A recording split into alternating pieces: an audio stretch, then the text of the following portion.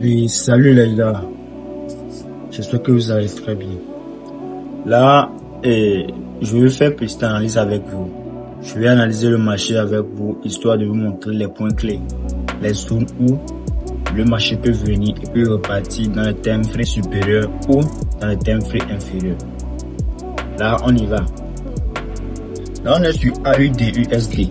Comme vous le voyez sur le filigrane, c'est ça, AUD-USD. Donc, on est dans le time frame 1 heure, mais on va repartir en daily. En daily, on voit que quoi? Le marché est dans une tendance haussière. Le marché quitte du bas vers le haut. Donc là, on peut dire qu'on est dans une tendance haussière. Là, on voit que quoi? Le marché crée des hauts et des bas. Des hauts et des bas. Des hauts et des bas. Surtout quoi? Le marché crée des niveaux de haut de plus en plus haut et des bas de plus en plus haut.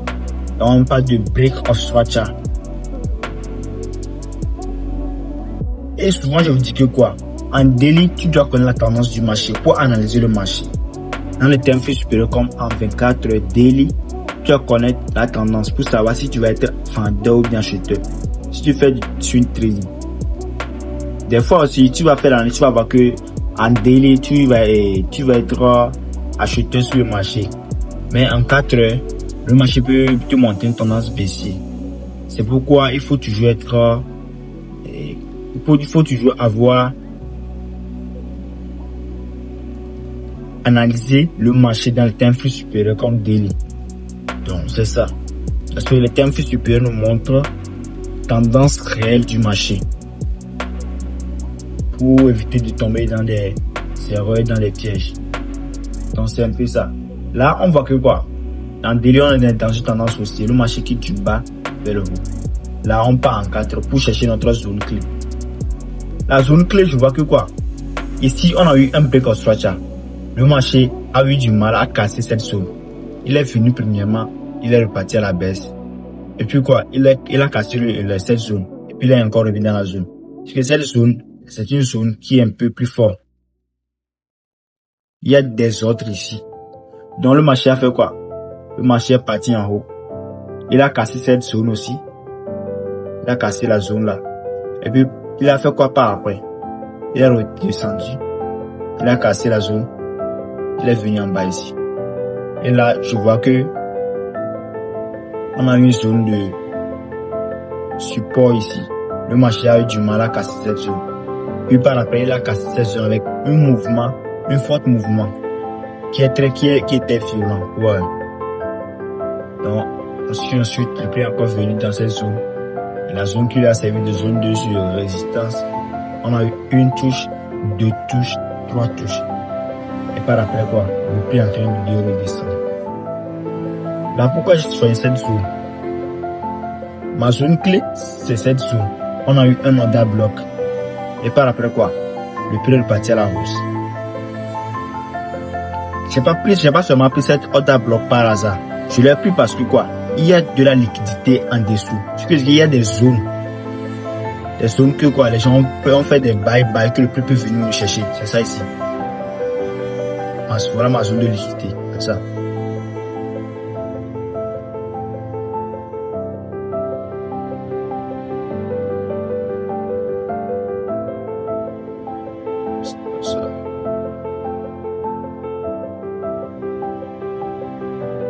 Voilà, c'est ça ma zone de liquidité.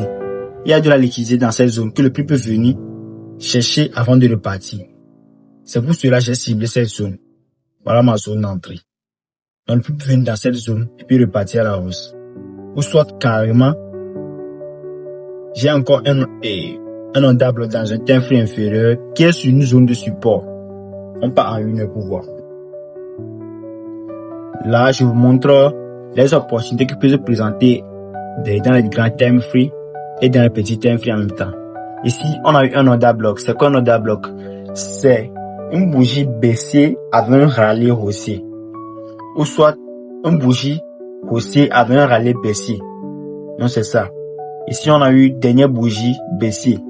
Quand la bougie vient en bas, on a eu une dernière bougie. Je vais zoomer ça, vous allez voir.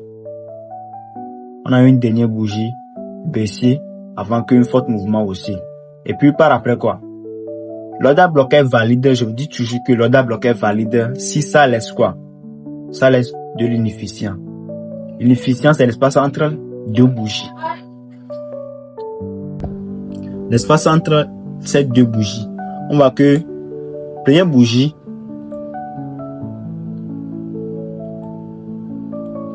il y a de l'espace entre première bougie et la troisième bougie. C'est ça qu'on appelle l'imbalance.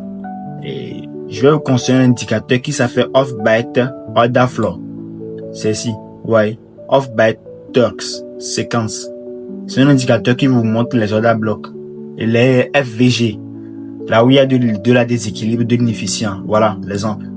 Quand j'active ça maintenant, vous allez voir que il y a un trait rouge qui se fait voir sur le graphique.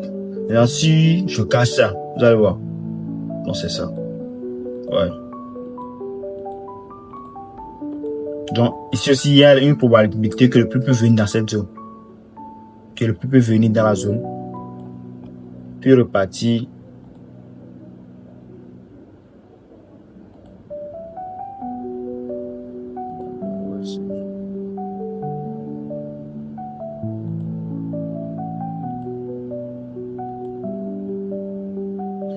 Il y a une probabilité que le pluie peut venir dans cette zone et puis repartir à la hausse.